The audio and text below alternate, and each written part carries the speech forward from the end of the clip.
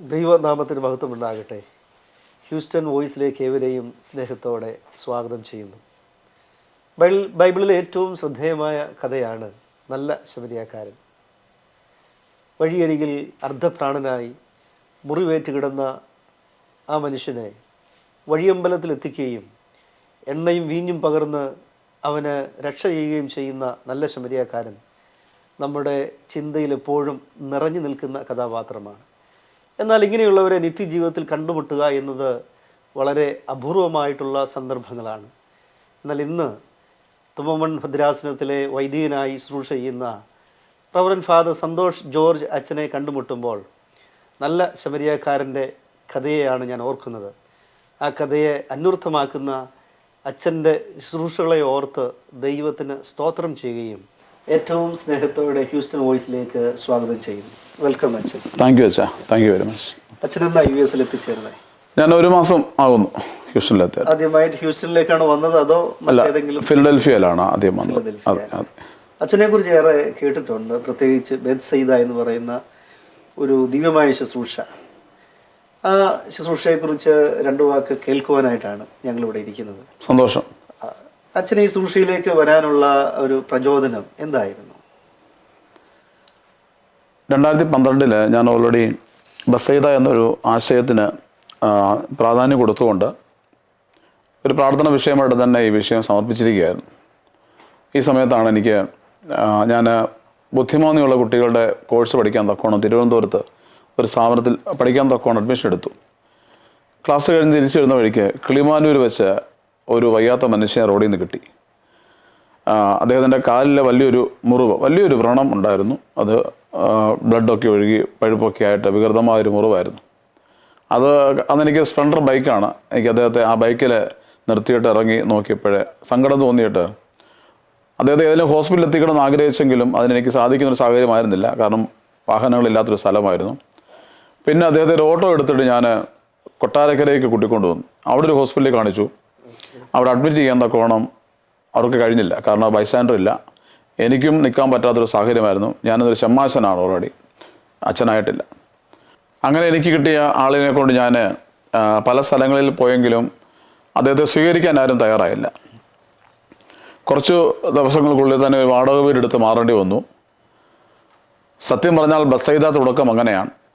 റോഡിൽ നിന്ന് കിട്ടിയ ഒരാളെ ആരും സ്വീകരിക്കാതിരുന്നപ്പോൾ എനിക്ക് തന്നെ സ്വീകരിക്കേണ്ടി വന്നു. ആ വാടക വീട്ടിൽ ആദ്യം ഒരാൾ വന്നു, പിന്നെ 2 പേര് വന്നു, 3 പേര് വന്നു, 10 പേര് വന്നു. ആ സ്ഥാപനം കുറച്ചുകൂടി വിപുലപ്പെടുത്താൻ തക്കോണം കർത്താവ് സഹായിച്ചു. ഇന്ന് ബസൈദ പത്തനംതിട്ട ജില്ലയിലെ തുമ്പമൺ പുന്നക്കുന്ന് മലയിൽ ഏറ്റവും ഭംഗിയായിട്ട് പ്രവർത്തിക്കുന്ന വലിയൊരു സ്ഥാപനമായി മാറ്റുവാൻ ദൈവം സഹായിച്ചു. തമ്പുരാന് മാത്രം നന്ദി. പ്രധാനമായും അവിടെ ഉള്ളത് മാനസിക രോഗം ബാധിച്ച് പ്രത്യേകിച്ച് ഭവനത്തിനുള്ളിൽ നിന്ന് പുറത്തിറങ്ങി റോഡിലൂടെ അലഞ്ഞു നടന്ന ഒരുപാട് പേരുണ്ട്. അവരെല്ലാം കൂട്ടിക്കൊണ്ട് വന്ന് അവരെ മുടിവെട്ടി കുളിപ്പിച്ച് അവർക്കൊരു നല്ല ലൈഫ് കൊടുക്കുകയാണ്. കൂടാതെ ഓട്ടിസം, ഡൗൺ സിൻഡ്രോം, CP അതായത് സെറിബ്രൽ പാൾസി, അതുപോലെ തന്നെ MR മെൻ്റലി റിട്ടാർഡ് ആയിട്ടുള്ള ആളുകൾ, പിന്നെ ഉപേക്ഷിക്കപ്പെട്ട നോർമലായിട്ടുള്ള അപ്പച്ചന്മാർ, ഇത്രയും പേരാണ് നിലവിൽ നമ്മുടെ സ്ഥാപനത്തിൽ ഉള്ളത്. ദൈവകൃപയാൽ എല്ലാവരും സ്ഥാപനത്തിൽ സന്തോഷമായിട്ട് ഇരിക്കുന്നു, ഭംഗിയായിട്ട് പോകുന്നു.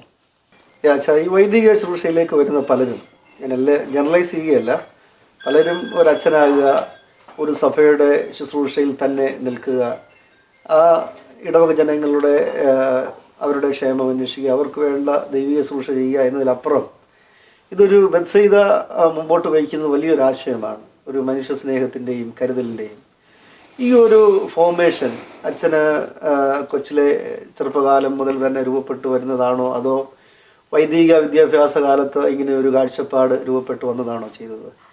ഇങ്ങനെ ദൈവിക ശുശ്രൂഷയോടൊപ്പം തന്നെ അല്ലെങ്കിൽ ഒരു അച്ഛൻ്റെ പട്ടത്ത ശുശ്രൂഷയുടെ ഭാഗമായി ഇപ്രകാരമുള്ള ഒരു സ്പെഷ്യൽ മിനിസ്ട്രി ഏറ്റെടുക്കാനുള്ള വലിയൊരു പ്രചോദനവും അതിൻ്റെ കാഴ്ചപ്പാടും എങ്ങനെയാണ് അച്ഛനെ ആ ഒരു വിളിയിലേക്ക് വരുവാനായിട്ടിടയായി തീർന്നത്? 2 തരത്തിൽ അതിന് മറുപടി പറയേണ്ടി വരും. ഒന്ന് എൻ്റെ മാതാപിതാക്കൾ തന്നെയാണ്. പിന്നെ എൻ്റെ സഭയിലെ ഒരു പ്രധാനപ്പെട്ട മെത്രാപ്പോലിത്ത ഉണ്ടായിരുന്നു. അദ്ദേഹം കാലം ചെയ്തു. ഗീവർഗീസ് മാർ അസ്താത്യോസ് എന്നൊരു വലിയ പിതാവ്. മലങ്കര സഭയ്ക്ക്, പ്രത്യേകിച്ച് ഞാൻ മലങ്കര ഓർത്തഡോക്സ് സഭയിലെ ഒരു പുരോഹിതനാണ്. മലങ്കര സഭയ്ക്ക് വലിയ നീതിബോധവും സുവിശേഷ വ്യാഖ്യാന പഠനവും പ്രത്യേകിച്ച് ജീവകാരുണ്യ രംഗത്ത് ഇത്രമാത്രം പ്രവർത്തിച്ചിരുന്ന ഒരു പിതാവിനെ പിന്നീട് കാണാൻ പറ്റാത്ത വിധം, അല്ലെങ്കിൽ മുൻപും ഇല്ലാത്ത വിധം അദ്ദേഹത്തിൻ്റെ സാന്നിധ്യം വലിയ അത്ഭുതമായിരുന്നു സഭയ്ക്കകത്ത്. കുഞ്ഞുകാലത്തിലൊക്കെ അദ്ദേഹത്തെ കണ്ട് ജീവിച്ചു വന്നവരാണ് ഞങ്ങൾ. എൻ്റെ ഇടവക പള്ളിയുടെ പെരുന്നാളിന് അദ്ദേഹം വരികയും അദ്ദേഹവുമായിട്ട് വളരെ അടുത്തൊരു ബന്ധം പുലർത്താൻ എനിക്കിടയാകുകയും ചെയ്തു. പിന്നീട് അദ്ദേഹത്തിൻ്റെ ഒപ്പം സഭയുടെ മിഷൻ ബോർഡിലേക്ക്, MDC എന്ന് പറയും, മാവേലിക്കൽ ആസ്ഥാനമായി പ്രവർത്തിക്കുന്ന MDCയിലേക്ക് പോകാനും അവിടെ നിന്ന് യാച്ചാരം ബാലഗ്രാം, അതുപോലെ സഭയുടെ പുതുപ്പാടി ബാലഭവൻ തുടങ്ങിയ വിവിധ സ്ഥാപനങ്ങളിൽ കുഞ്ഞു പ്രായത്തിൽ ശുശ്രൂഷ ചെയ്യാൻ എനിക്ക് സാധിച്ചിട്ടുണ്ട്. അപ്പം ചെറിയ കാലം മുതൽ വീട്ടിൽ നിന്ന് കിട്ടിയ ഒരു അന്തരീക്ഷവും ഒപ്പം കുറച്ചുകൂടെ പഠിച്ചു വന്ന സമയത്ത് കിട്ടിയ അറിവും കൂടി കണക്ട് ചെയ്തപ്പോൾ എന്തുകൊണ്ടും ഒരു പുരോഹിതനാകണമെന്നുള്ള ആഗ്രഹം ചെറുപ്പകാലം മുതലുണ്ടെങ്കിലും അതിലുപരി സജീവമായ ജീവകാരുണ്യ മേഖലയിൽ നിൽക്കണമെന്നുള്ള ആഗ്രഹം കൂടി ശക്തിപ്പെട്ടു. അതിന് പ്രകാരമാണ് വിവാഹ ജീവിതം വേണ്ടെന്ന് വെച്ചു. മറ്റുള്ളവർക്ക് ജീവിക്കണം എന്നുള്ള ആഗ്രഹം ഉണ്ടായിരുന്നു. എൻ്റെ സഹോദരി എപ്പോഴും പറയുമായിരുന്നു, ജീവിക്കുന്നെങ്കിൽ കർത്താവിനോട് ജീവിക്കണം, കർത്താവിനോട് ജീവിക്കുന്നെങ്കിൽ മറ്റുള്ളവരെ ചേർത്ത് പിടിച്ച് ജീവിക്കണമെന്ന് എപ്പോഴും പറയുമായിരുന്നു. അതൊരു തിരിച്ചറിവും ഒരു പഠിപ്പിക്കലും കൂടിയായിരുന്നു. അങ്ങനെയാണ് ജീവകാരുണ്യ മേഖലയിൽ കുറച്ചുകൂടി നമുക്ക് ഇടപെടാൻ പറ്റുന്ന അറിവുകളും സാഹചര്യങ്ങളും വന്നപ്പോൾ ഇറങ്ങിത്തിരിക്കുവാനിടയായത്. പിന്നീട് മുമ്പ് ഞാൻ പറഞ്ഞതുപോലെ ഒരാളിനെ ദൈവമായിട്ട് കൊണ്ടത് മുമ്പിൽ വെച്ചു, അദ്ദേഹത്തെ സ്വീകരിക്കാൻ കൊണ്ടിടയായി. അങ്ങനെ ബസ്സെയ്ത തുടങ്ങി. ബസ്സെയ്ത വാക്കിൻ്റെ അർത്ഥം തന്നെ ഹോം ഓഫ് മേഴ്സി എന്ന, കരുണയുടെ ഭവനം എന്ന. അതുപോലെ തന്നെ മത്സ്യത്തിൻ്റെ ഭവനം എന്ന് പറയും. മത്സ്യം നമുക്കറിയാം, ഇക്തൂസ് എന്നൊരു വാക്ക് നമുക്ക് പഠിക്കാനുണ്ട്. നമ്മൾ പഠിക്കുന്ന ഇക്തൂസ്, ജീസസ് ക്രൈസ്റ്റ് എന്നൊരു അർത്ഥം എൻ്റെ വരുന്നുണ്ട്. യേശു ക്രിസ്തുവിൻ്റെ ശുശ്രൂഷക്കാരൻ, അല്ലെങ്കിൽ കരുണയുള്ള വ്യക്തി. ഇപ്പം പ്രിയപ്പെട്ട അച്ഛന് ആദ്യമേ പറഞ്ഞപ്പോൾ നല്ല ശമരിയാക്കാരനെ കുറിച്ച് പറഞ്ഞത് തന്നെ വലിയൊരു മെസ്സേജാണത്. മുറിവേറ്റവനെ ഒപ്പിയെടുത്ത് അല്ലെ അവനെ തോളത്തിട്ട് സത്രത്തിലെത്തിച്ച് ശുശ്രൂഷിക്കാൻ തോക്കണം കാണിച്ചൊരു മനസ്സ് മാത്രമല്ല അത്. വരാൻ പോകുന്ന നമ്മുടെ ആധ്യാത്മിക രംഗങ്ങളിലൊക്കെ ഇത്തരം കർമ്മങ്ങളെ തുറന്നിടാൻ കൂടി അദ്ദേഹം പഠിപ്പിച്ചു തരിക. ഇതാണ് നിൻ്റെ മിഷൻ. ഈ അടി കിട്ടി മുറിവുണ്ടാകുക എന്ന് മാത്രമല്ല, ഒരു മനുഷ്യൻ്റെ മുറിവെന്ന് പറയുന്നത് അവൻ്റെ നിസ്സഹായതയല്ല അവൻ്റെ മുറിവാണ്, അവൻ തകരുന്നത് അവൻ്റെ മുറിവാണ്, അവൻ്റെ പട്ടിണി അവൻ്റെ മുറിവാണ്, അവൻ്റെ തകർച്ച അവൻ്റെ മുറിവാണ്, അവൻ്റെ ഭവനമില്ലാത്ത അവസ്ഥ അവൻ്റെ മുറിവാണ്, അവൻ്റെ കടഭാരം അവൻ്റെ മുറിവാണ്, അവൻ്റെ രോഗം അവൻ്റെ മുറിവാണ്, അവൻ്റെ വേദനകളെല്ലാം അവൻ്റെ മുറിവാണ്. ഇതെല്ലാം നമ്മൾ എടുത്തുകൊണ്ട് സത്രമാകുന്ന സഭയ്ക്കകത്ത് ആ മനുഷ്യനെ സുരക്ഷിതനാക്കി ശുശ്രൂഷിക്കുകയാണെങ്കിൽ അത് നല്ല ശമരിയാക്കാരൻ നമുക്ക് കാണിച്ചത് മാതൃക ഒന്നുകൊണ്ട് മാത്രമാണ്. ഒരു കാര്യം കൂടി അതിനെക്കുറിച്ച് ഞാൻ പറഞ്ഞുകൊള്ളട്ടെ. നല്ല ശമരിയാക്കാരൻ മുമ്പോട്ട് വെക്കുന്നത് 2 നാണയമാണ്. എൻ്റെ ഒരു ചിന്ത എന്ന് പറയുന്നത്, ഞാൻ എപ്പോഴും പറയാറുള്ളത്, ആ 2 നാണയം എന്ന് പറയുന്നത് യേശു ക്രിസ്തുവിൻ്റെ ശരീരവും രക്തവുമാണെന്നാണ്. കർത്താവ് എടുത്ത് പറയുന്നുണ്ട്, ഇതുകൊണ്ട് നീ അവനെ ശുശ്രൂഷിക്കുക. മുറിവ് പൊറുക്കപ്പെടുവാൻ, അല്ലെങ്കിൽ വീണുപോകാൻ എഴുന്നേറ്റ് ചെയ്യുവാൻ, മനസ്സ് തകർന്നവൻ ബലപ്പെടുവാൻ യേശു ക്രിസ്തുവിൻ്റെ ശരീരത്തിനും രക്തത്തിനും സാധിക്കും. അവനെ ഭക്ഷിക്കുക വഴി പുതിയൊരു ജീവിതമുണ്ടാകും, ജീവനുണ്ടാകും. ഇതായിരിക്കണം സഭയിൽ ഓരോ വ്യക്തികളുടെയും സുവിശേഷമെന്ന് ഞാൻ വിശ്വസിക്കുന്നു. അച്ഛാ, ഈ ജീവകാരുണ്യ പ്രവർത്തനങ്ങൾ എപ്പോഴും വെല്ലുവിളികൾ നിറഞ്ഞതാണ്. ഒന്ന്, നമ്മളെല്ലാവരും ചട്ടക്കൂടിൻ്റെ ഭാഗമാണ്. അച്ഛനൊരു വ്യവസ്ഥാപിത സഭയുടെ ഭാഗമായി നിൽക്കുന്നു. അപ്പോൾ ഇപ്രകാരം ഒരു മിനിസ്ട്രിക്ക് സഭയിൽ നിന്ന്, അല്ലെങ്കിൽ സമൂഹത്തിൽ നിന്നോ, അല്ലെങ്കിൽ നമ്മൾ കൊണ്ടുവരുന്ന ആ വ്യക്തിയിൽ നിന്നോ എന്തെങ്കിലും എതിർപ്പുകളോ അതേപോലെ നമ്മളെ വേദനിപ്പിക്കുന്ന അനുഭവങ്ങൾ ഉണ്ടായിട്ടുണ്ടോ അച്ഛൻ്റെ ജീവിതത്തിലും പ്രവർത്തനത്തിലും? വേദനിപ്പിക്കുന്ന അനുഭവം എന്ന് പറയുമ്പോൾ അച്ഛാ, നമ്മൾ ഈ വേദനകളൊക്കെ മുമ്പിൽ കണ്ടുകൊണ്ടാണ് ഈ മിഷൻ എന്ന് പറയുന്നതിനെ നമുക്ക് പല ബുദ്ധിമുട്ടുണ്ടാക്കുന്നത്. ഇപ്പം മദർ തെരേസയുടെയൊക്കെ ബോധ്യങ്ങളെ കുറിച്ച് നമ്മൾ പഠിച്ചിട്ടുള്ളതാണ്. മദർ തെരേസ പല വീട്ടിലും പോയി യാചകവേഷം കെട്ടുന്നത് ആ അമ്മയ്ക്ക് വേണ്ടി അല്ലെന്ന് നമുക്ക് എല്ലാവർക്കും അറിയാം. അമ്മയുടെ കയ്യിൽ തുപ്പിക്കൊടുത്ത സംഭവങ്ങൾ വരെ നമ്മൾ കേട്ടിട്ടുണ്ട്. അതൊക്കെ തൂത്തു ഉടച്ചിട്ട് വീണ്ടും കൈനീട്ടാൻ കാണിച്ചൊരു മനസ്സുണ്ട്. അതുതന്നെയാണ് കർത്താവിന് പ്രീതികരമായ സുവിശേഷമെന്ന് ഞാൻ വിശ്വസിക്കുന്നുണ്ട്. അനുഭവങ്ങൾ ഒരുപാടുണ്ടായിട്ടുണ്ട് വ്യക്തിപരമായിട്ടൊക്കെ. പ്രത്യേകിച്ച് ഇന്ന് ഒരു വലിയ പ്രോജക്റ്റായിട്ട് ബസ്സെയ്ത ആ നാട്ടിൽ നിൽക്കുമ്പോൾ അതിൻ്റെ ബിഗിനിങ് സ്റ്റേജ് ഒരുപാട് സങ്കടകരമായ അവസ്ഥകളുണ്ട്. അതായത് ആക്ച്വലി അങ്ങനെ സംഭവിച്ചുകൊണ്ട് പറയുമല്ല, 2-3 ദിവസമൊക്കെ പട്ടിണി കിടന്ന ഒരു കാലഘട്ടമുണ്ട്. ഒന്നും കഴിക്കാനില്ലാത്ത സമയങ്ങൾ ബസ്സെയ്തൽ ഉണ്ടായിട്ടുണ്ട്. ഞാനൊക്കെ ആദ്യത്തെ 3 വർഷമൊക്കെ തറയിൽ നിലത്താണ് കിടന്നുകൊണ്ടിരുന്നത്. ഒരു കട്ടിൽ വാങ്ങാൻ അല്ലെങ്കിൽ ഒരു കുഞ്ഞു മെത്ത പോലും വാങ്ങാൻ എനിക്ക് പൈസ ഇല്ലാത്തൊരു കാലഘട്ടം ഉണ്ടായിരുന്നു. ആരോടും പരാതി പറഞ്ഞിട്ടില്ല. അതൊക്കെ സ്വയം അനുഭവിച്ച് തീർത്ത് കർത്താവുമായിട്ടുള്ള ബന്ധത്തിൽ മാത്രം ആ ദിവസങ്ങളൊക്കെ കടന്നുപോയി എന്നുള്ള സത്യം. അപ്പോൾ അനുഭവങ്ങൾ ഒരുപാടുണ്ട്. പിന്നെ ഒരു യാചകവേഷം കിട്ടുക എന്ന് പറയുന്നത്, ഒരാളുടെ മുമ്പിൽ കൈ നീട്ടി എനിക്കൊരു 100 രൂപ വേണമെന്ന് പറയുമ്പോൾ മനസ്സുള്ളവർ അത് തീർച്ചയായിട്ടും തരും. ഇഷ്ടക്കേടുള്ളവർ ഒഴിഞ്ഞു പോകും. അത് നമുക്ക് പലപ്പോഴും പ്രിയപ്പെട്ടവരായിട്ടുള്ളവർ നമുക്ക് പലപ്പോഴും നഷ്ടമാകുന്ന ഒരുപാട് അവസരങ്ങൾ ഉണ്ടായിട്ടുണ്ട്. ചിലരൊക്കെ നമ്മളോട് പുച്ഛത്തോട് തന്നെ പെരുമാറുണ്ട്, അല്ലെങ്കിൽ ചിലരൊക്കെ അവഗണിക്കും, നമ്മളെ ഒഴിവാക്കി വിടും, അല്ലെങ്കിൽ എന്തെങ്കിലും കള്ളം പറഞ്ഞൊക്കെ മാറിപ്പോകും. പക്ഷേ സാഹചര്യങ്ങളാണ്, ഞാനതിലൊന്നും ആരെയും കുറ്റപ്പെടുത്താറില്ല.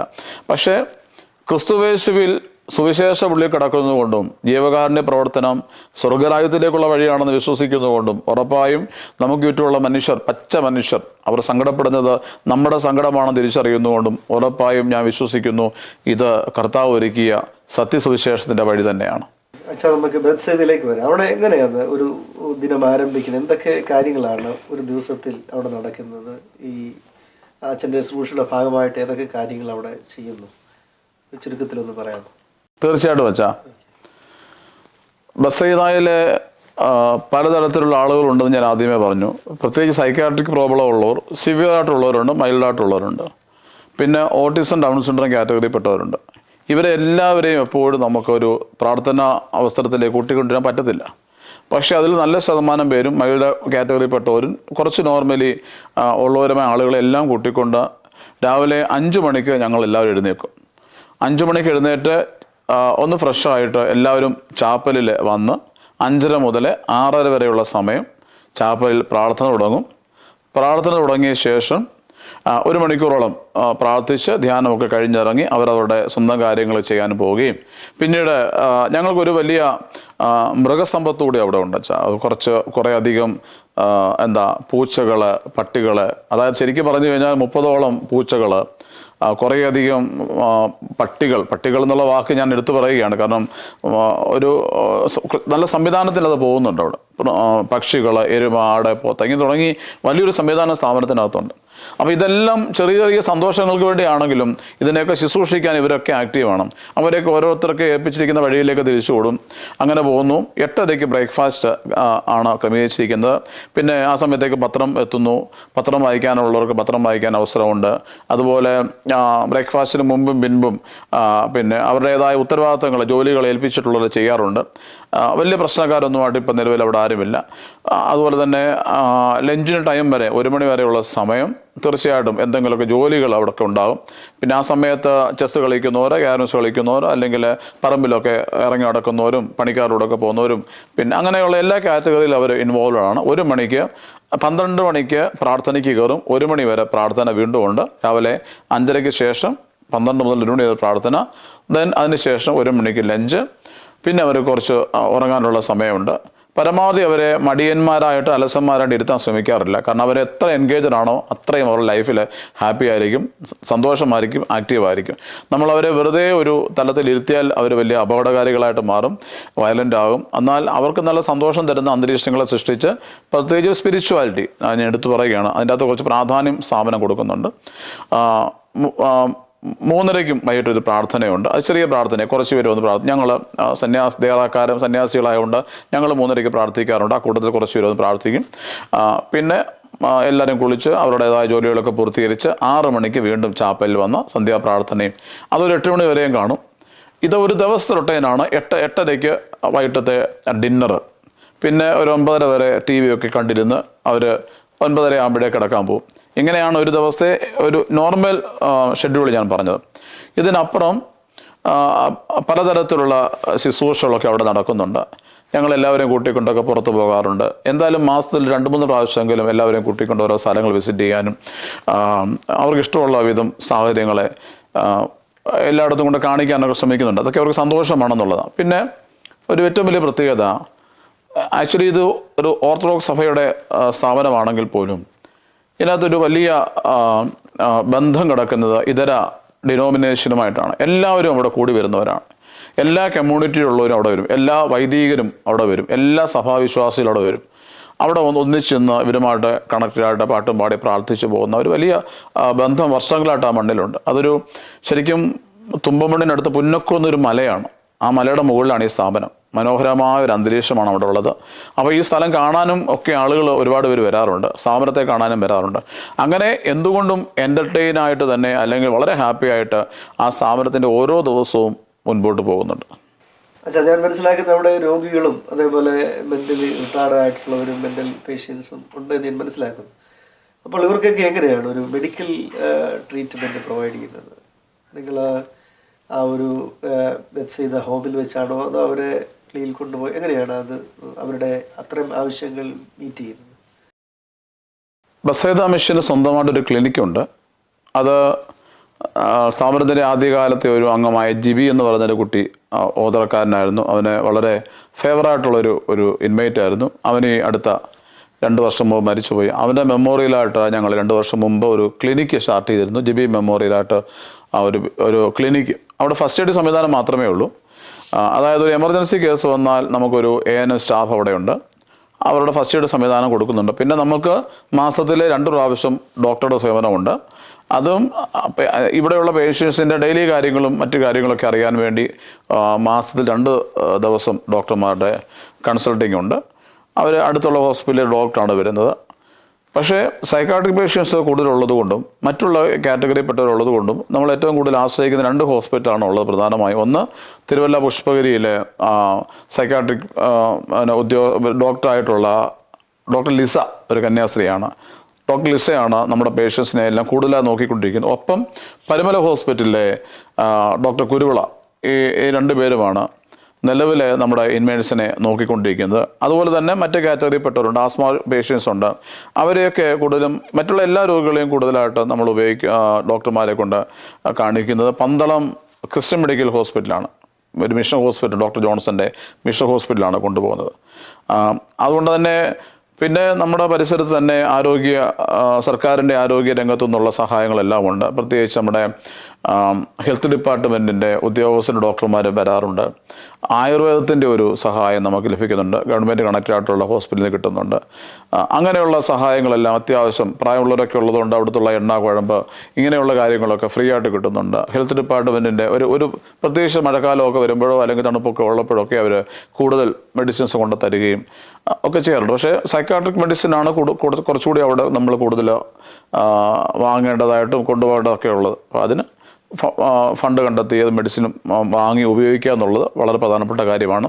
എന്തായാലും ഈ 2 ഹോസ്പിറ്റലിനെ പ്രധാനമായും ഡിപ്പെൻഡ് ചെയ്യുന്നു. അല്ലാത്ത കേസുകളെല്ലാം നമ്മൾ പന്തളത്തെ ഹോസ്പിറ്റലിൽ പോകുക പതിവ്. ബെത്സൈദ ഹോമിൽ താമസിക്കുന്ന ഇൻമേറ്റ്സിൻ്റെ അവരുടെ ഭക്ഷണ രീതികളും അത് എങ്ങനെയാണ്? അവരുടെ ഡയറ്ററിയൊക്കെ നിങ്ങൾ അവിടെ തന്നെ കുക്ക് ചെയ്യുകയാണോ അതോ എന്താണ് അതിന് ചെയ്യുന്ന കാര്യം? ബെത്സൈദ ഹോമിന് വലിയ 2 അടുക്കളകളുണ്ട്. അടുക്കളയിൽ എല്ലാവർക്കുമായ ഭക്ഷണം ഉണ്ടാക്കാൻ 3ഓളം പേര് അവിടെ താമസിക്കുന്നു. വലിയൊരു സംവിധാനമാണ് അതിനുവേണ്ടി ഒരുക്കിയിരിക്കുന്നത്. ദൈവകൃപയാൽ ഭംഗിയായിട്ട് പോകുന്നു. പിന്നെ ഇൻമേറ്റ്സിൻ്റെ ഹെൽത്ത് വളരെ പ്രധാനമായി സൂക്ഷിക്കുന്നവരാണ്. പ്രത്യേകിച്ച് സ്ഥാപനം, ഗവൺമെൻറ് എപ്പോഴും നമ്മളെ നോക്കിക്കൊണ്ടിരിക്കുകയാണ്. ഉറപ്പായിട്ടും നമ്മളും അത് കുറച്ച് താല്പര്യത്തോടെ കണ്ടിട്ട് ഏറ്റവും ഭംഗിയായ വിധം നല്ല ഭക്ഷണം കൊടുത്തവരെ സംരക്ഷിക്കാൻ, അവരുടെ ആരോഗ്യം നമുക്ക് അനിവാര്യമായതുകൊണ്ട് അവരെ സംരക്ഷിക്കുക എന്നുള്ളത് നമ്മുടെ ആവശ്യമായതുകൊണ്ടും ഏറ്റവും നല്ല ഭക്ഷണം കൊടുക്കുക എന്നുള്ളത് സ്ഥാപനത്തിൻ്റെ പ്രധാനപ്പെട്ട ഒരു ലക്ഷ്യം തന്നെയാണ്. അതുകൊണ്ട് തന്നെ ഏറ്റവും നല്ല ഭക്ഷണം ക്രമീകരിച്ച് കൊടുക്കാൻ തക്കവണ്ണമാണ് ഇതുവരെ ശ്രമിച്ചിട്ടുള്ളത്. ഷുഗർ പേഷ്യൻസ് അവിടെ ഉള്ളവർക്ക് അവരുടേതായ ഭക്ഷണങ്ങൾ സെപ്പറേറ്റ് ക്രമീകരിക്കുന്നുണ്ട്. എന്നാലും രാവിലെ നോർമലി നമ്മൾ കഴിക്കുന്ന പോലെ തന്നെ ദോശ, ഇഡ്ഡലി, അതുപോലെ തന്നെ ഉപ്പുമാവ്, പുട്ട്, പിന്നെ അപ്പം, പാലപ്പം ഇങ്ങനെയൊക്കെയുള്ള പലഹാരങ്ങൾ രാവിലെ ഉണ്ടാക്കാറുണ്ട്. അതിൻ്റെ കൂടെ നല്ല കറികൾ, ചിക്കൻ കറികളോ മുട്ടക്കറികളോ വെജിറ്റബിൾ കറികളോ ഒക്കെ ഉണ്ടാക്കാറുണ്ട്. പിന്നെ ഇഡ്ഡലി സാമ്പാർ, ദോശ സാമ്പാർ, മുട്ട പുഴുങ്ങിയത്, മുട്ടക്കറി ഇങ്ങനെയൊക്കെയുള്ള ബ്രേക്ക്ഫാസ്റ്റ് നോർമലി വരും. ഉച്ചയ്ക്ക് സദ്യയാണ്. ഒരു 90% പേരും കഴിക്കുന്ന സദ്യയാണ്. പിന്നെ ഷുഗർ ഉള്ളവർക്ക് നമ്മൾ ചപ്പാത്തി അല്ലെങ്കിൽ ഓട്സിൻ്റെ ഭക്ഷണങ്ങൾ മറ്റു കാര്യങ്ങളൊക്കെ മേടിക്കാറുണ്ട്. 4 മണിക്ക് ചായയും കഴിക്കാൻ സ്നാക്സും ഉണ്ടാകും. വൈകിട്ട് 8:30 കോമൺലി കഞ്ഞിയാണ് വൈകിട്ട് എല്ലാവർക്കും. എന്നാലും എനിക്ക് തോന്നുന്നു ഇപ്പോൾ ബസ്സിൽ 10-12 പേരോളം വൈകിട്ട് കഞ്ഞി കഴിക്കാത്തവരുണ്ട്. അവർക്ക് ഓട്സ് അല്ലെങ്കിൽ ചപ്പാത്തിയാണ് ഇവിടെ കഴിക്കുന്നത്. നോൺ വെജുകൾ മിക്ക ദിവസവും, പ്രത്യേകിച്ച് മീനില്ലാത്തൊരു ദിവസം ഉണ്ടാകില്ല. ഇറച്ചിയും ആഴ്ചയിൽ 2-3 പ്രാവശ്യം ഉണ്ടാകും. കൂടുതൽ ചിക്കനാണ് ഉപയോഗിക്കുന്നത്. എന്നാലും ബീഫും മറ്റു കാര്യങ്ങളൊക്കെ ഉപയോഗിക്കാറുണ്ട്. അവിടെ ഒരു എന്താ പറയുന്നത്, ഒരു നോമ്പ് കാലങ്ങളൊക്കെ വരുമ്പോൾ ഞങ്ങൾക്കൊക്കെ ഉള്ളൂ നോമ്പും കാര്യങ്ങളൊക്കെ ഉള്ളൂ. പക്ഷേ ഇൻമേറ്റ്സിന് അങ്ങനെയൊന്നും ഒരു കാര്യങ്ങളും നമ്മൾ ആരും നിർബന്ധിക്കാറില്ല. പക്ഷേ ഞങ്ങളൊക്കെ നോമ്പെടുക്കുന്ന കണ്ടോട് നോമ്പെടുക്കാറുണ്ട് അവിടെ ആൾക്കാരൊക്കെ. അങ്ങനെ ഒരു കാര്യമുണ്ട്. പക്ഷേ അവിടെ എല്ലാവരും കോമൺലി എല്ലാവരും ഒരേപോലെ തന്നെ ഞങ്ങൾ ഒരുമിച്ച് നിന്ന് ഭക്ഷണം കഴിക്കുന്നത്, ഒരേ ഭക്ഷണമാണ് ഞങ്ങൾ കഴിക്കുന്നത്. ഒരുമിച്ച് നിന്ന് ഭക്ഷണം കഴിക്കുമ്പോൾ അവർക്ക് സന്തോഷമാണ്, ഞങ്ങൾക്ക് സന്തോഷമാണ്. എങ്ങനെയാണ് ഇത് റൺ ചെയ്ത് കൊണ്ടുപോകുന്നത്? ഇതിൻ്റെ വലിയൊരു ചിലവ് ഉണ്ടെന്ന് നമുക്ക് കേൾക്കുമ്പോൾ തന്നെ അത് മനസ്സിലാക്കാനായിട്ട് കഴിയും. എങ്ങനെയാണ് ആ ചിലവൊക്കെ സന്ധിപ്പ് ചെയ്യുന്നത്? ഇതിന് പ്രത്യേക സ്റ്റാഫുകളുണ്ടോ ഇതിൻ്റെ ഓഫീസ് കാര്യങ്ങളൊക്കെ ചെയ്യാനായിട്ട്? എങ്ങനെ ഇത് റൺ ചെയ്ത് കൊണ്ടുപോകാനായിട്ട് കഴിയുന്നത്? ബസീദയ്ക്ക് പ്രധാനമായും ഓഫീസ് ബസീദയ്ക്കകത്ത് തന്നെ ഉണ്ട്. മനോഹരമായ ഓഫീസ് സംവിധാനമുണ്ട്. നിലവിൽ 8ഓളം സ്റ്റാഫ് അവിടെ വർക്ക് ചെയ്യുന്നുണ്ട്. ഫൈനാൻസ് ആദ്യകാലത്തെ പോലല്ല, കുറച്ചുകൂടി വിശാലമായ ഒരു സംരക്ഷണം സഭയിൽ നിന്നും പുറത്തു നിന്നും എക്യൂമെനിക്കൽ സംവിധാനങ്ങളിൽ നിന്നും ഒക്കെ ലഭിക്കുന്നുണ്ട്. അതുകൊണ്ട് തന്നെയാണ് ഈ ഒരു പർട്ടിക്കുലർ കാലത്തിനുള്ളിൽ അത് അറിയപ്പെടുന്ന വലിയൊരു സ്ഥാപനമായിട്ട് ദൈവകൃപയാൽ വളർന്നത്. ഒരു 13 സെൻറ്റ് ഭൂമിയിൽ നിന്ന് തുടങ്ങിയൊരു സ്ഥാപനമാണ് ഇന്നതൊരു 4 ഏക്കർ ഭൂമിക്കടുത്ത് വലിയ കെട്ടിടങ്ങളുമായിട്ടൊക്കെ അനേകരെ സംരക്ഷിക്കാൻ തക്കോണം സാധിച്ചത് ഒരുപറ്റം നല്ല മനുഷ്യരുടെ സഹായം കൊണ്ട് തന്നെയാണ്. പ്രത്യേകിച്ച് സോഷ്യൽ മീഡിയ ഏറ്റവും ഭംഗിയായിട്ട് ഉപയോഗിക്കുന്ന ഒരാളാണ് ഞാൻ മാത്രമല്ല ആ സ്ഥാപനവും. അപ്പോൾ ഉറപ്പായും ആ സ്ഥാപനത്തെക്കുറിച്ചുള്ള കൃത്യം അപ്ഡേറ്റുകൾ ഉണ്ടായിരിക്കും. അതെല്ലാം ആളുകളുടെ ശ്രദ്ധയപ്പെടുന്നുണ്ട്. കൂടുതൽ സോഷ്യൽ മീഡിയ ഉപയോഗിച്ചിട്ടുണ്ട് അതിൻ്റെ വളർച്ചയ്ക്ക് വേണ്ടി. വെബ്സൈറ്റുകൾ ഉപയോഗിച്ചിട്ടുണ്ട്, പിന്നെ വാട്സാപ്പ് കൂട്ടായ്മകൾ അതിൻ്റെ വളർച്ചയ്ക്ക് ഉപയോഗിച്ചിട്ടുണ്ട്. ഇങ്ങനെയുള്ള വിവിധതരം സോഷ്യൽ മീഡിയ പ്ലാറ്റ്ഫോമുകൾ ഒരുപാട് തണലായിരുന്നു, സാമ്പത്തിക സ്രോതസ്സായിരുന്നു അത്. പിന്നെ ഗൾഫ് നാടുകളിലും അമേരിക്കൻ ഐക്യ നാടുകളിലും യൂറോപ്യൻ രാജ്യങ്ങളിലൊക്കെ ആയിട്ടുള്ള നിരവധി സുഹൃത്തുക്കൾ ഒരുപാട് ഫണ്ട് തരിക എന്നുള്ളതല്ല, അവരുടെ മാസത്തിലെ ശമ്പളത്തിൻ്റെ നിക്ഷേപം ഒരു 10,000 രൂപയായിരിക്കാം, 5,000 രൂപയായിരിക്കാം, 1,000 രൂപയായിരിക്കാം. ഇതൊക്കെ അവർ കുറച്ച് സുഹൃത്തുക്കൾ, ഒരുപാടല്ല കുറച്ച് പേര്, എൻ്റെ സുഹൃത്ത് വലയത്തിലുള്ള ആളുകളൊക്കെ തന്നിട്ടാണ് ഈ സ്ഥാപനം റൺ ചെയ്തു പോകുന്നത്. ഇന്ന് വരെ ഇതിൻ്റെ വളർച്ചയിൽ കടപ്പെട്ടിരിക്കുന്നത് ഈ പ്ലാറ്റ്ഫോമിലെ ഒരുപറ്റം സോഷ്യൽ മീഡിയ പ്ലാറ്റ്ഫോമിലെ ഒരുപറ്റം നല്ല സുഹൃത്തുക്കളാണ്. എസ്പെഷ്യലി ഗൾഫ് രാജ്യങ്ങളിലും അമേരിക്കൻ നാടുകളിലുള്ള സുഹൃത്തുക്കൾ. അവരുടെ സഹായം കൊണ്ടാണ് ഇന്ന് വരെയും പ്രാദേശികമായിട്ടുള്ളവരുടെ സഹായങ്ങൾ ലഭിക്കുന്നുണ്ടെങ്കിൽ പോലും കുറച്ചുകൂടി സോഷ്യൽ മീഡിയ ഉപയോഗിക്കുന്നവരുടെ സഹായമാണ് ഈ ബസീദയുടെ വളർച്ചയ്ക്ക് ഇന്ന് വരെയും കിട്ടിയിട്ടുള്ളത്. അത് തുടരുകയും ചെയ്യുന്നുണ്ട്. നമ്മളെന്ത് സ്ഥാപനവും മുമ്പോട്ട് കൊണ്ടുപോകണമെങ്കിൽ പ്രാദേശികമായി ഒരു സപ്പോർട്ട് അതിനാവശ്യമാണ്. പ്രത്യേകിച്ച് പഞ്ചായത്തിൻ്റെയും അല്ലെങ്കിൽ ജില്ലാ പഞ്ചായത്ത് അതേപോലെയുള്ള ലോക്കൽ ബോഡീസിൻ്റെ ഇതിൽ എങ്ങനെയാണ് അവരുടെ സപ്പോർട്ട് അച്ഛന് കിട്ടുന്നുണ്ടോ? പ്രധാനമായിട്ടും സ്ഥാപനം ഒരു പഞ്ചായത്തിനകത്താണ്, അതായത് കുളനട ഗ്രാമപഞ്ചായത്തിനകത്താണ് ഈ സ്ഥാപനം വരുന്നത്. മെഴുവേലി വില്ലേജാണ്, ഒപ്പം താലൂക്ക് കോഴഞ്ചേരിയാണ്. തുമ്പമൺ ദേശത്തിനടുത്ത് ആണ്, ഒരു 5 കിലോമീറ്റർ വ്യത്യാസത്തിൽ പുന്നക്കുന്ന് മല എന്ന് പറയുന്ന ഒരു മനോഹരമായ ഒരു സ്ഥലത്താണ് ഈ സ്ഥാപനം നിലനിൽക്കുന്നത്. പ്രാദേശികമായിട്ട് ഒരുപാട് സാധാരണക്കാരായ നല്ല മനുഷ്യർ താമസിക്കുന്നുണ്ട്. ഇന്ന് വരെയും ബസീദ ഹോമിന് അല്ലെങ്കിൽ ബസീദ മിഷന് പ്രാദേശികമായിട്ട് ഒരു ബുദ്ധിമുട്ടും ആരിൽ നിന്നും ഉണ്ടായിട്ടില്ല. ഈ സ്ഥാപനം തന്നെ മുമ്പോട്ട് ഇറങ്ങുന്നുണ്ട് അവരുടെ വ്യക്തിപരമായ ആവശ്യങ്ങൾക്ക് വേണ്ടി. പ്രത്യേകിച്ച് കഴിഞ്ഞ ഇത്രയും കാലം ഈ സ്റ്റാർട്ടിങ് സമയം മുതൽ ഇന്ന് വരെയും എവറി ഇയർ നമ്മുടെ ആനിവേഴ്സറിക്ക് ഇവരെല്ലാം ഒരുമിച്ച് കൂട്ടും. പ്രാദേശികമായിട്ട് ഇവരെല്ലാം ഒരുമിച്ച് കൂട്ടിയിട്ട് അവരുടെ കുഞ്ഞുങ്ങൾക്കെല്ലാം പ്രത്യേകിച്ചൊരു 200, 180, 200, 250, 300 കുട്ടികൾക്ക് വരെ നമ്മൾ പഠനോപകരണങ്ങൾ വിതരണം ചെയ്യുക. അതുപോലെ തന്നെ തയ്യൽ മിഷൻ വിതരണം ചെയ്യുക, വിധവകളെ സഹായിക്കുക, ആടുകൾ കൊടുക്കുക തുടങ്ങി ഒരു പ്രാദേശിക പ്രത്യേകിച്ച് സാധാരണക്കാരെ ആളുകൾ താമസിക്കുന്നിടത്ത് അവർക്ക് എന്തൊക്കെയാണ് ആവശ്യമുള്ളത് അത് അറിഞ്ഞവരെ സഹായിക്കാൻ കഴിഞ്ഞ കുറേ വർഷമായിട്ട് സ്ഥാപനം ശ്രദ്ധിച്ചിട്ടുണ്ട്. വിവാഹ സഹായധനമൊക്കെ എല്ലാ പ്രാവശ്യവും സ്ഥാപനം കൊടുക്കാറുണ്ട്. കാരണം വൈകാരികമായ അടുപ്പമാണ്. ഒരു പറ്റം സാധാരണക്കാർ ചുറ്റും താമസിക്കുന്നു. ഒരു ക്രിസ്ത്യൻ നാമധേയത്വത്തിലൊരു പ്രോജക്റ്റ് അവിടെയുണ്ട്. ഈശോയുടെ സ്നേഹമാണ് എല്ലാവരെയും തമ്മിൽ കണക്ട് ചെയ്യുന്നത്. അതുകൊണ്ട് യേശുവരാന സ്നേഹത്തിനകത്ത് ഒന്നും മറച്ചു വെക്കാൻ പാടില്ലല്ലോ. അവരില്ലാതെ എന്ത് മിഷൻ, അവരെ മാറ്റി നിർത്തിക്കൊണ്ട് എന്ത് മിഷൻ. അപ്പോൾ നമുക്ക് കർത്താവ് പറയുന്ന പോലെ കരുണയുള്ളവനോട് ഞാൻ കരുണ കാണിക്കുന്നുവെന്നാണ്. അപ്പോൾ നമ്മൾ അവരോട് കരുണ കാണിച്ചാൽ ഉറപ്പായും കർത്താവ് നമ്മളോട് കരുണ കാണിക്കും. അതുകൊണ്ട് ഉറപ്പായും ചുറ്റുമുള്ള ആളുകളെ ശരിക്കും ചേർത്ത് നിർത്താൻ ആദ്യം മുതലേ ഈ സ്ഥാപനം പരിശ്രമിച്ചിട്ടുണ്ട്. അതുകൊണ്ട് തന്നെ അവരിൽ നിന്ന് ഒരു ബുദ്ധിമുട്ട് ഇന്ന് വരെയും ഉണ്ടായിട്ടില്ല. അതുപോലെ തന്നെ ഈ സ്ഥാപനത്തിൻ്റെ ചില ലീഗൽ വശങ്ങൾ 2012 ഈ സ്ഥാപനം നോർമലി രജിസ്റ്റർ ചെയ്തതാണ്. അതിനുശേഷം ഗവൺമെൻറ് അംഗീകൃത സർട്ടിഫിക്കറ്റ്, അതായത് OCB, orphanage control board of Kerala state. അത് വലിയൊരു അംഗീകാരം തന്നെയാണ്. സ്ഥാപനം തുടങ്ങി ഇത്ര വർഷങ്ങൾക്ക് ശേഷം നമ്മൾ നമ്മുടെ ഓഡിറ്റിങ്ങും കാര്യങ്ങളും എല്ലാ പ്ലാനുകളും കൃത്യമായി സമർപ്പിക്കുമ്പോൾ ഈ സ്ഥാപനം എലിജിബിൾ ആണെന്ന് അവർ സമ്മതിക്കുകയാണ്. അങ്ങനെ നമ്മളെ ഗവൺമെൻറ് അംഗീകരിച്ച ഒരു സർട്ടിഫിക്കറ്റ്, OCB അംഗീകാരമുള്ള സ്ഥാപനമാണ്. ഒപ്പം ഇൻകം ടാക്സിൻ്റെ ATG ട്രാൻസാക്ഷൻ്റെ അംഗീകാരം നമുക്കുണ്ട്. ഒരു 12A ആൻഡ് ATG അംഗീകാരം നമുക്കുണ്ട്. എന്നാൽ നമുക്ക് വിദേശ പണം മാത്രം വാങ്ങാൻ തക്കവണ്ണം ഉള്ള ഒരു അംഗീകാരം നമുക്ക് ലഭിച്ചിട്ടില്ല. അത് ഞങ്ങൾ ആഗ്രഹിച്ചിട്ടുമില്ല. ഒരുപാട് പണമല്ല, മറിച്ച് ശുശ്രൂഷ എത്രയും പെട്ടെന്ന് ഭംഗിയാക്കി പൂർത്തീകരിക്കുക എന്നുള്ളത് ലക്ഷ്യമുള്ളതുകൊണ്ട് പണത്തിൻ്റെ വിശാലതയിലേക്ക് പോയാൽ പക്ഷേ ലക്ഷ്യം മറന്നുപോകും. ഒരുപാട് പണം വന്നാലും അത് ആപത്താണെന്ന് മനസ്സിലാക്കുന്നുണ്ട്. അതുകൊണ്ട് പണത്തേക്കാൾ ഉപരി ചുറ്റുമുള്ള സഹജീവികളുമായി ചേർന്ന് വന്ന് പ്രത്യേകിച്ച് നാടിന് ഗുണമുള്ള, സമൂഹത്തിന് ഗുണമുള്ള, നമ്മളെ വിശ്വസിക്കുന്ന സഭയ്ക്ക് പെരുദോഷം കേൾപ്പിക്കാത്ത നല്ല ശുശ്രൂഷകൾ ചെയ്ത് ദൈവനാമം മഹത്വപ്പെടുത്തുക എന്നുള്ളതാണ് നിലവിലുള്ള സാഹചര്യം. ഇതുവരെയും പ്രാദേശികമായിട്ടോ അല്ലാതെ ഒരു ബുദ്ധിമുട്ടും ആളുകളിൽ നിന്ന് സ്ഥാപനത്തിനുണ്ടായിട്ടില്ല. അച്ഛൻ പറഞ്ഞതുപോലെ തന്നെ ദൈവസ്നേഹത്തിൻ്റെ വലിയ ഒരു പ്രകടനമാണ് ജീവകാരുണ്യ പ്രവർത്തനം. എന്നാൽ നമ്മളിന്ന് കാണുന്നത് രണ്ട് തരത്തിലുള്ള സുവിശേഷ പ്രവർത്തനം. ഒന്ന്, ഒരു അതർ വേൾഡിലേക്ക് ആളുകളെ ആ ഒരു ആത്മീയ തലം ഫോക്കസ് ചെയ്തു പോകുന്ന ഒരു തരം സുവിശേഷ പ്രവർത്തനം. മറ്റൊന്ന്, സോഷ്യൽ കൺസേൺ മാത്രം അഡ്രസ്സ് ചെയ്യുന്ന ഒരു സുവിശേഷ പ്രവർത്തനം. അപ്പോൾ അച്ഛൻ്റെ ഒരു കാഴ്ചപ്പാടിൽ ഏത് തരത്തിലുള്ള ഒരു ആത്മീയത നമുക്ക് എങ്ങനെ നമ്മുടെ ഈ സുവിശേഷം ബൈബിളുമായി വിശ്വാസവുമായി കണക്ട് ചെയ്യാൻ പറ്റും? അച്ഛൻ്റെ ഒരു മിഷൻ കാഴ്ചപ്പാട് അതിനെക്കുറിച്ചൊന്ന് വിശദീകരിക്കാം. സുവിശേഷമില്ലാതെ ജീവകാരുണ്യ പ്രവർത്തനമില്ല. യേശുക്രിസ്തുവില്ലാതെ എന്ത് ജീവകാരുണ്യമാണ്? ലൂക്കോസ് സുവിശേഷം പറയുന്നത് പരിശുദ്ധാത്മാവിൻ്റെ അഭിഷേകം ലഭിക്കുന്നത് തന്നെ ദരിദ്രന്മാരുടെ സുവിശേഷം അറിയിക്കാനാണ്,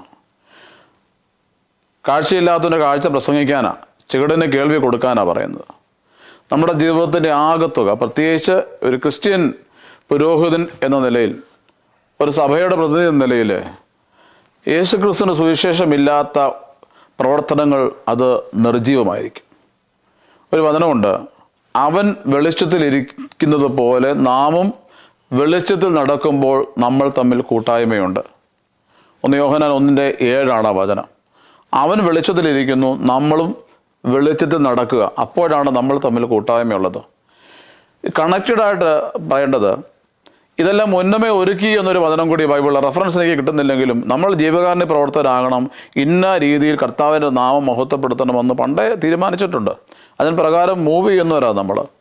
അതുകൊണ്ട് സുവിശേഷത്തിലൂടെ, പ്രത്യേകിച്ച് ക്രിസ്തുവിനെ അറിഞ്ഞൊരു വ്യക്തിയാണെങ്കിൽ, ക്രിസ്തുവിൻ്റെ സ്നേഹത്തിലായ വ്യക്തിയാണെങ്കിൽ, സുവിശേഷം കൊടുക്കുക, അതിലൂടെ ക്രിസ്തുവിനെ മഹത്വപ്പെടുത്തുക, അതിലൂടെ അനേകർക്ക് അവർക്ക് അവരുടെ ജീവനെ സംരക്ഷിക്കുന്ന വിധം സഹായമാകുന്ന വിധം കാരുണ്യ പ്രവർത്തനം നടത്തുക. ഇനി ക്രിസ്തുവില്ലാതെ ഞാൻ എന്തൊക്കെ കാണിച്ചു കൂട്ടിയാലും ഞാൻ പരാജയപ്പെട്ടൊരു പുരോഹിതനായിരിക്കും. എൻ്റെ വേഷത്തിന് മാത്രമേ നിറം കാണത്തുള്ളൂ, എൻ്റെ ജീവിതത്തിൽ നിറം കാണത്തില്ല, എൻ്റെ സ്വർഗത്തെക്കുറിച്ചുള്ള ചിന്തകൾക്ക് നിറം കാണത്തില്ല, എൻ്റെ ബോധ്യങ്ങൾക്ക് നിറം കാണത്തില്ല. അതുകൊണ്ട് യേശുക്രിസ്തുവില്ലാതെ ജീവകാരുണ്യ പ്രവർത്തനമില്ല. കർത്താവിൻ്റെ രക്ഷയെ കാണിച്ചു കൊടുക്കാത്ത സുവിശേഷവും പരാജയപ്പെട്ടതാണ്.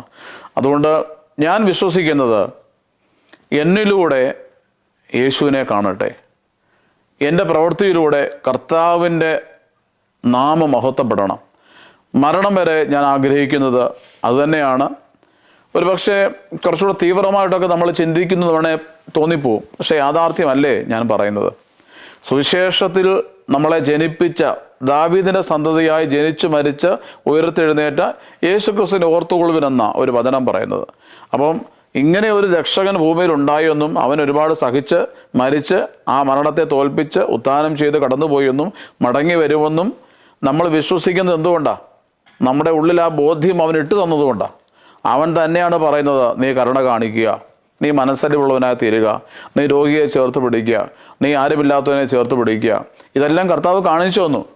അവൻ്റെ മുമ്പിൽ വന്ന് കരഞ്ഞിട്ടുള്ള ഒരാൾ പോലും വെറുതെ പോയിട്ടില്ല. യോഹന്നാൻ സ്നാപകൻ മരിച്ചു എന്ന് പറഞ്ഞ് കേട്ടിട്ട് യേശുമ്പുരാൻ ഒരു സ്ഥലത്തു നിന്ന് വാങ്ങിപ്പോയി വേറൊരു സ്ഥലത്തേക്ക് വിശ്രമിക്കാൻ പോവുക. അത്രയ്ക്ക് ദുഃഖമുണ്ട് ക്രിസ്തുവിന്. അനേകായിരങ്ങളെ സൗഖ്യപ്പെടുത്തിയ കുറച്ച് മണിക്കൂറുകളാണ് അവിടെ നടക്കുന്നത്. വളരെ ടയർഡായിട്ടും യോഹന്നാൻ സ്നാപകൻ മരിച്ചു എന്ന് യേശുമ്പുരാൻ്റെ ചെവിയിൽ ആരോ കൊണ്ട് പറഞ്ഞു. അവിടുന്ന് എല്ലാവരും ഒഴിവാക്കി കർത്താവ് മറ്റൊരു സ്ഥലത്തേക്ക് വാങ്ങിപ്പോയി അവിടെ പോയി ഇരുന്നില്ല. അതിനു മുമ്പേ നഗരത്തിൽ നിന്ന് വലിയൊരു സംഘം ആളുകൾ വിലപിച്ചുകൊണ്ട് യേശുവേ രക്ഷിക്കണേ അനുഗ്രഹിക്കണേ എന്ന് ഓടിക്കൂടി. അവിടെ പറഞ്ഞൊരു വചനമുണ്ട്, അവൻ അവരെ കണ്ടിട്ട് മനസ്സലിഞ്ഞ് അവരുടെ മേൽ കൈവച്ചു വന്ന. അതായത് തൻ്റെ വലിയ ശുശ്രൂഷയുടെ ഒരു ക്ഷീണവും ഒരു മരണത്തിൻ്റെ ദുഃഖമൊന്നുമല്ല, തൻ്റെ അടുക്കലേക്ക് കരഞ്ഞുകൊണ്ട് വന്ന മനുഷ്യനെ ചേർത്ത് പിടിക്കാൻ ഈശോ കാണിച്ച വലിയ മനസ്സ്, അത് വലിയ ലക്ഷ്യബോധം നമുക്കുണ്ടാക്കി തന്നിട്ടുണ്ട്. നിസ്സാരമല്ല ഈ ജീവിതം, നമ്മുടെ വിളി നിസ്സാരമല്ല. ശോഭിക്കാനാണ് തിരഞ്ഞെടുപ്പ്, കത്തി ജ്വലിക്കാനാണ് തിരഞ്ഞെടുപ്പ്. കത്തി ചാമ്പലാകുക എന്ന് വേണമെങ്കിൽ പറയാം, എരിഞ്ഞു തീരുക എന്ന് പറയാം. ആ ചെയ്യുമ്പോഴൊക്കെ ആ പ്രവൃത്തിയിലെല്ലാം ഉരുകിത്തീരുന്നത് അനേകർക്ക് അഭയമായി നൽകിയ നമ്മുടെ ജീവിതമാകുമ്പോൾ നമ്മൾ ഹാപ്പിയാകും. കർത്താവിൻ്റെ സുവിശേഷം വിജയിക്കും, യേശുവിൻ്റെ സ്നേഹം അനേകരിൽ എത്തുകയും ചെയ്യും. അതുകൊണ്ട് നമ്മുടെ ജീവിതവും ക്രിസ്തുവും സുവിശേഷവും ജീവകാരുണ്യ പ്രവർത്തനം ഒന്നായി തീരണമെന്നാണ് വ്യക്തിപരമായിട്ട് ഞാൻ ആഗ്രഹിക്കുന്നത്. മറ്റൊരു ലക്ഷ്യവും നമുക്ക് ഈ കാര്യത്തിൽ ഉണ്ടാകാൻ പാടില്ല. അച്ഛൻ സൂചിപ്പിച്ചതുപോലെ തീർച്ചയായിട്ടും ദൈവസ്നേഹം നമ്മിലൂടെ മറ്റുള്ളവരിലേക്ക് പകരപ്പെടുമ്പോഴാണ് സുവിശേഷ പ്രവർത്തനം യാഥാർത്ഥ്യമാകുന്നത്. അച്ഛൻ്റെ ബേത്സതയിൽ നിന്ന് എനിക്ക് ആ വലിയ ഒരു സാക്ഷ്യം അനുഭവിക്കുവാനും മനസ്സിലാക്കുവാനും ഈ സായാഹ്നത്തിൽ കഴിഞ്ഞത് വലിയ ഭാഗ്യകരമായ ഒരു അനുഭവമാണ്. അച്ഛൻ്റെ എല്ലാ പ്രവർത്തനങ്ങൾക്കും ഞാൻ എല്ലാ ആശംസകളും അറിയിക്കുകയാണ്, പ്രാർത്ഥനകൾ അറിയിക്കുകയാണ്. അതോടൊപ്പം തന്നെ ഇപ്രകാരം ഒരു അവസരം ഒരുക്കിയ ഹ്യൂസ്റ്റൺ വോയിസ് അതിൻ്റെ പ്രവർത്തകരോടുള്ള നന്ദി ഈ സമയത്ത് അറിയിക്കുകയാണ്. അച്ഛൻ്റെ ഇനി അടുത്തൊരു പ്രൊജക്റ്റ് എന്താണെന്നും കൂടെ പറഞ്ഞ് നമുക്ക് ഈ ഒരു കോൺവെർസേഷൻ അവസാനിപ്പിക്കാമെന്ന് ഞാൻ ആഗ്രഹിക്കുന്നു. അച്ഛന് ഈ സമയം ഞാനുമായി ചെലവിട്ടതിൽ ഉള്ള സ്നേഹവും നന്ദിയും കൂടെ ഈ സമയത്ത് അറിയിക്കട്ടെ. പ്രിയപ്പെട്ട അച്ഛനോടുള്ള നന്ദിയും സ്നേഹവും ഞാനും അറിയിക്കുകയാണ്. ദൈവത്തിൻ്റെ കൃപയിൽ ശരണപ്പെട്ടുകൊണ്ട് നമുക്ക് ഒരുമിച്ചിരിക്കാൻ തക്കോണം സാധിച്ചു. അച്ഛനിവിടെ CSI സഭയുടെ ഹ്യൂസ്റ്റൺ സെൻറ് തോമസ് ഇടവകയുടെ വികാരിയാണെന്ന് മനസ്സിലാക്കാൻ സാധിച്ചിരുന്നു. അങ്ങയുടെ പ്രവർത്തനങ്ങൾക്ക് എല്ലാ ആശംസകളും നേരുന്നു. അങ്ങയുടെ കുടുംബത്തിനു വേണ്ടി പ്രാർത്ഥിക്കുന്നു. ദൈവം ഒരുക്കുകയാണ് ഈ കൂടിക്കാഴ്ച ഞാൻ വിശ്വസിക്കുകയും ചെയ്യുന്നു. അങ്ങ് ചോദിച്ചതുപോലെ ഇപ്പോൾ ഞാൻ അമേരിക്കയിൽ വന്നിട്ടുള്ളത് തന്നെ ഞങ്ങളുടെ മനസ്സിലെ കുറേ കാലമായിട്ടുണ്ടായിരുന്ന അമ്മമാരുടെ ഭവനം പൂർണ്ണമാക്കുക എന്നുള്ള ലക്ഷ്യമാണ് ഇപ്പോൾ വെച്ചിരിക്കുന്നത്. ഏകദേശം ഒരു 50 ലക്ഷം രൂപയോളം കണ്ടെത്താനുള്ള പരിശ്രമത്തിലാണ്. അത് അമ്മമാരെ കൂടി താമസിപ്പിക്കണം. മാനസിക രോഗമുള്ള, മാനസിക വെല്ലുവിളികളുള്ള അമ്മമാരുണ്ട്, ഒപ്പം ഉപേക്ഷിക്കപ്പെട്ട അമ്മമാരുണ്ട്, വീടുകളിൽ താമസിക്കാൻ പറ്റാത്ത വിധമുള്ള അമ്മമാരുണ്ട്, സ്ത്രീകളുണ്ട്. അപ്പോൾ അവരെയൊക്കെ കൊണ്ടുവന്ന് ആത്മഹത്യ ചെയ്യാതെ അല്ലെങ്കിൽ ഉരുകിത്തീരാതെ തകർന്നു പോകാതെ അവരെ ചേർത്ത് പിടിക്കുക, സംരക്ഷിക്കുക എന്ന ലക്ഷ്യം വെച്ചാണ് ബത്സൈദ മരിയൻ ഹോം എന്ന ഒരു പ്രോജക്റ്റ് ഇപ്പോൾ ഞങ്ങൾ നടത്തിക്കൊണ്ടിരിക്കുന്നത്. അതിൻ്റെ ആദ്യത്തെ സ്റ്റേജുകളൊക്കെ ഏകദേശം പൂർണ്ണമായിട്ടുണ്ട്. അതിൻ്റെ ഒരു ഫണ്ട് റൈസിംഗ് ആണ് ഇപ്പോൾ ഞങ്ങളുടെ മുമ്പിലുള്ളത്. അതിനുവേണ്ടിയാണ് ഞാൻ ശരിക്കും ഹ്യൂസ്റ്റണിൽ വന്നത്. ഇപ്പോൾ അടുത്തൊരു പർപ്പസ് അമ്മമാരുടെ ബിൽഡിംഗാണ്. ഈ ഒരു സംഭവത്തിലേക്ക് എന്നെ പ്രത്യേകമായിട്ട് ക്ഷണിച്ചതിന് ഞാൻ നന്ദി പറയുകയാണ്. പ്രത്യേകിച്ച് ഹ്യൂസ്റ്റൺ വോയിസിനോട്, അതിൻ്റെ എല്ലാ അമരത്തുള്ള പ്രിയപ്പെട്ട സഹോദരങ്ങളോട് നന്ദി പറയുകയാണ്. പ്രിയപ്പെട്ട സാബു നൈന്, അദ്ദേഹത്തിൻ്റെ ബ്രദർ ആൻഡ് പ്രിയപ്പെട്ട സെന്നി, അതുപോലെ തന്നെ ക്യാമറ വർക്ക് ചെയ്ത പ്രിയപ്പെട്ട എൻ്റെ സഹോദരന്മാർ, ഒപ്പം എന്നെ സ്നേഹപൂർവ്വം സ്വീകരിച്ച പ്രിയപ്പെട്ട CSI ഹ്യൂസ്റ്റൺ ഇടവകയുടെ സെൻറ് തോമസ് ഇടവകയുടെ വികാരിയായ പ്രിയപ്പെട്ട ബെന്നി അച്ഛനുള്ള നന്ദിയും സ്നേഹവും അറിയിക്കുന്നു. നന്ദി, നമസ്കാരം.